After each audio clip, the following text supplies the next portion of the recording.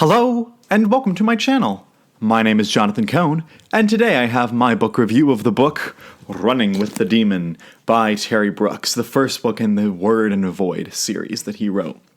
This is a marked departure for Terry Brooks because this is a kind of more of a urban fantasy horror book compared to his normal fare of writing epic fantasy.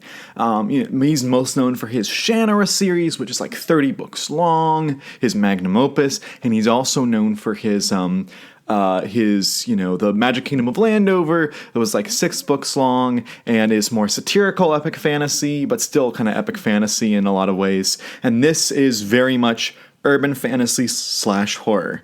This technically ties in to the Shannara series, but right now I'm just talking about this particular book.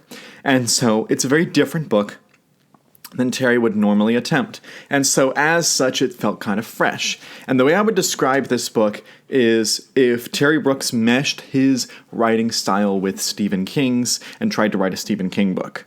Here's what I mean by that. In this book, you have this small town in America, and there is some kids that are noticing some strange things happening, and there is a monster that has come into town that is basically hunting for the kids. And so the kids are the ones who can see the monster, and they're the ones who are trying to take it out. Very familiar, very classic Stephen King style trope. And in this book, what makes it different, what makes it more of Terry Brooks' style is there's also a knight, a soldier who has been sent into the town, a knight of the word, to try to stop this evil creature, this demon. And as such, you have him trying to find out who the demon's target is, why the demon's target is that kid, and things like that. And as such, it plays out very much as you'd expect. But a lot of the book is that kind of the type of storytelling where you're just getting to live in the area and just see what life is like in this town. It's Slice of Life is, I believe, the title of the trope. And so you see a lot of slice of life in this book. In fact, pretty much the whole first 300 pages are pretty much entirely slice of life of just seeing what the town's like. And then the last 100 pages are when the action ramps up and the story really ramps up quite a bit. And so I enjoy slice of life a little bit, but when you make it the majority of the book, it gets a little bit tedious at times. And so I did find that the book was a bit too overlong, and the sequels are actually shorter. So I wonder if the sequels actually will be paced better because of that. But that's my one negative of the book. The atmosphere in this book is top notch, and I mean really top notch.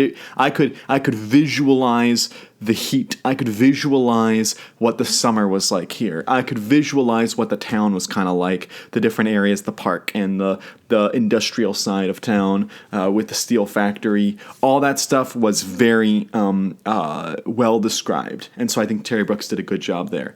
I also thought that the story, the ideas were set up well, understanding who the people were and why these events were happening, I thought were pretty well done. And I thought that the side story with the guys who are the union that is striking against the steel company, I thought that was pretty well handled in the book. The mystery I actually called very early on. I said, it's going to look like it's this, but in reality it's going to be this. Because I think that Terry Brooks unfortunately overplayed his cards a little bit too early on in the book, and so I was able to figure it out pretty much before the halfway point. And it's not really revealed until the last quarter of the book. But I was kind of like, that's got to be the answer. And I was totally correct. But still, I think it's pretty competently handled the mystery, at least. And there's a few elements of this book that you're going to read if you read this book, and you're going to be like, that's classic Terry Brooks. Like, that is exactly what he would want to put in his books. So but I can't tell you what that is without spoilers. But when you get to certain points in the book, you're like, that's got to be that. Yeah, if you didn't know this was Terry Brooks before, it's him now. So it was an interesting departure for him from his normal fare of writing, but I still quite enjoyed it. It's not a favorite or anything of mine, and this style is just not my style. This kind of horror urban fantasy. It's just it's something I'll read because I want to give it a try, but I'm not particularly looking for this type of books that often. So that is my general review of Running with the Demon. I'll give it a 7 out of 10. It was entertaining. It was not amazing. It was good. It was competently and well produced. So that is my review of the book. If you've read Running with the Demon, what did you think of it? Did you call the mystery early on, or were you surprised by it? Let me know your thoughts about this book and the whole trilogy in the comments down below. And until next time, I'm Jonathan, and thank you for watching.